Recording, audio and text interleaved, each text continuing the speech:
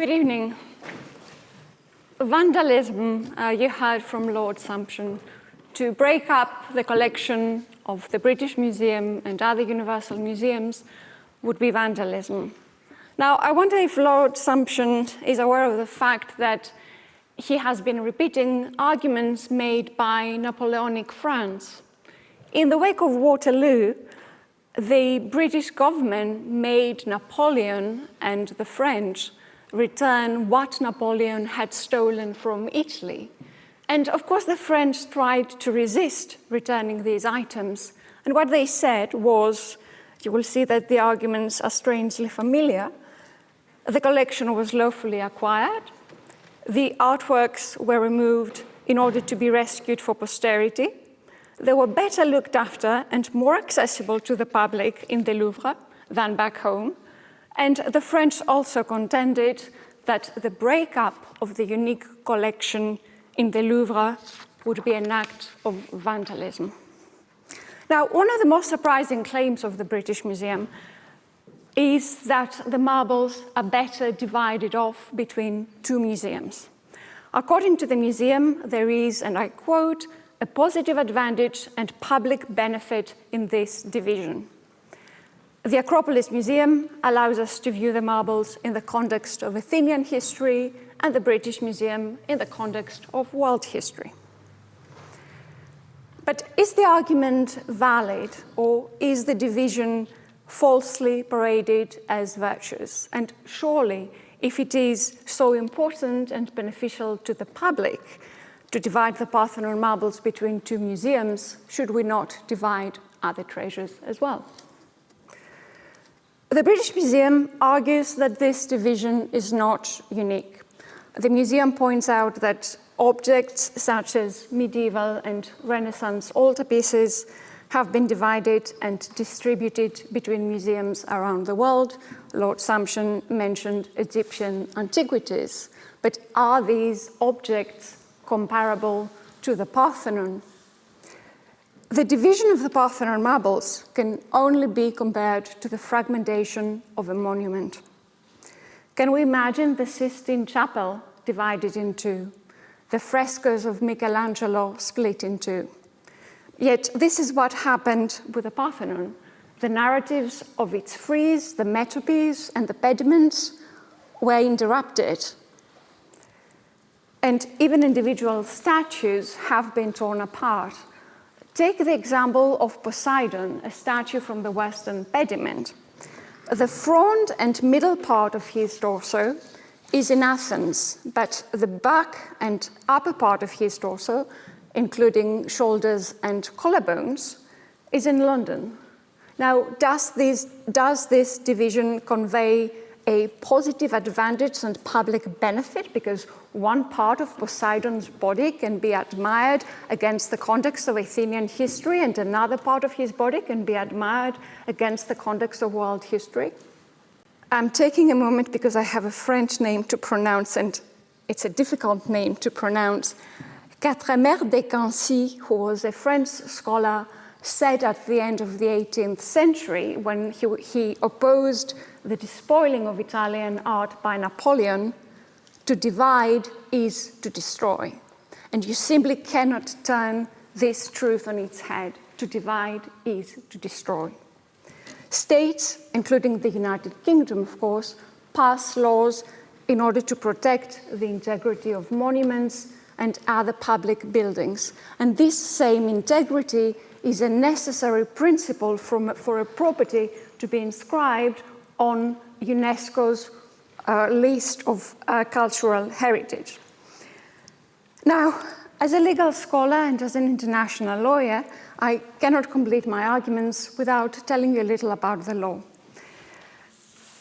The case of the Parthenon marbles is a disagreement between states. So we're in the field of public international law, and so the law applicable to it is international law, and that means, of course, it is not the law of Greece, and it is not the law of England and Wales.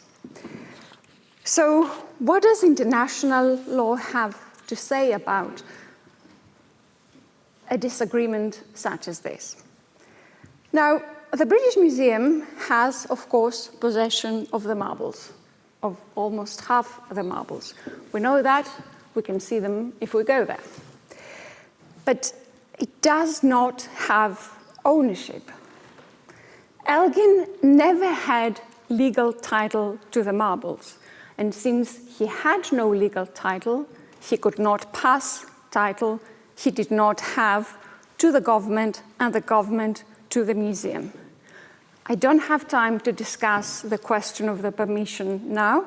I'm happy to do so later in the discussion. You heard that Elgin had a degree from someone authorized by the Sultan. Authorized or not, we don't know. We know that he certainly had no degree. He probably had a letter. Why do we know that? Not because we have a copy of a copy that has a lot of weird information, it has gaps in it. We know that because there is correspondence between Elgin and his men. And what is mentioned in this correspondence is a letter. There is question of a letter. But even so, this letter did not allow Elgin's men to remove parts of the Parthenon itself. Now, this was confirmed. So, in 1810, you had from Lord Sumption that the marbles, Elgin obtained a permission to to transport some of what he had gathered in Greece to England. However, a year later, in 1811, Robert Adder, British ambassador to the Ottoman Empire, reported that the Ottomans, I quote, absolutely denied that Elgin had any property in those marbles.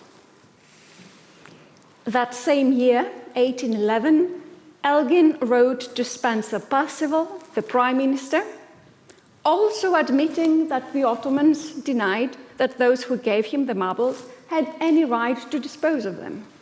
Now, 5 years later, when the government was looking into buying the marbles from Elgin, a parliamentary select committee was convened, and this parliamentary select committee invited a few people to investigate or to interrogate, and these people were Elgin and some of his right-hand men, but conveniently, Robert Adder was not invited. No Greeks were invited, no Ottomans were invited.